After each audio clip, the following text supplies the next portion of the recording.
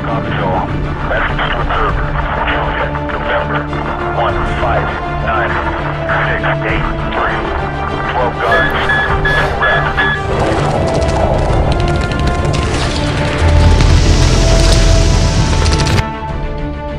Hey, what's going on, people of the internet? My name is Creation, and DICE has done it.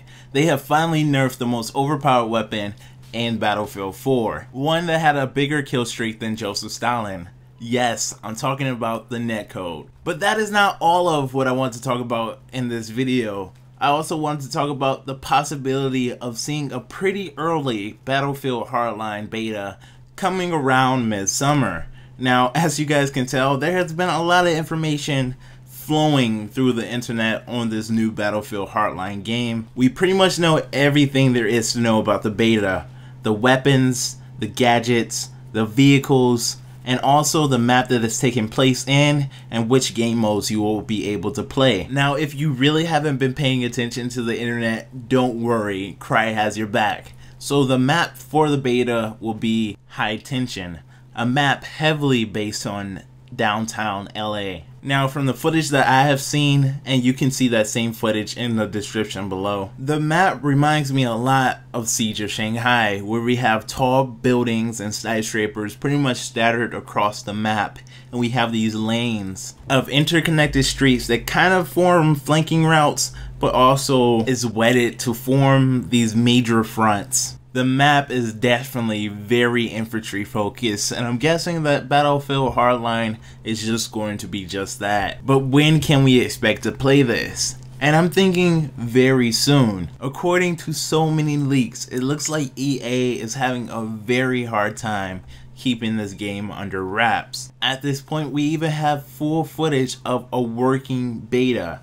Now, if you guys do remember, Battlefield 4 at this time of the year was in pre-alpha, so this game is pretty far along the development cycle. If I was DICE right now, I would want to get some community feedback to see how people enjoy the game, what could we change before launch, and all that stuff that we usually figure out in a beta. Also testing network and finding any bugs or glitches that can be patched. Now, with the Battlefield 4 beta, it was already really too late for that. The full game released 1 month after the beta, and I'm pretty sure all the changes and all the stuff found could not be patched in that time. So I'm hoping that DICE is kind of laying the release date a bit forward to ensure a quality product in the end. So that is why I think that we're going to be seeing a Battlefield Hardline public beta in between E3 and Gamescom this year. I'm somewhat looking forward to Battlefield Hardline.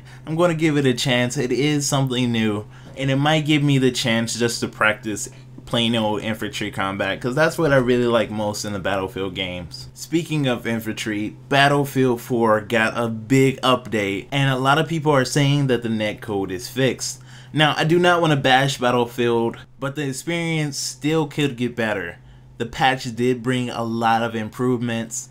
I noticed that the annoying screen shake has definitely been reduced, but you do still get killed around corners. Now, it's not as bad, definitely, but it still does happen, and Battlefield 4 can definitely get past this. I feel like this patch has been the best patch that we have received through this whole game's lifetime. It didn't break anything or introduce new bugs, and I really have to thank DICE for actually putting in the work and stepping toward this game getting fixed. Hopefully these issues don't carry over to the next Battlefield game or all the Battlefield games developed on Frostbite 3.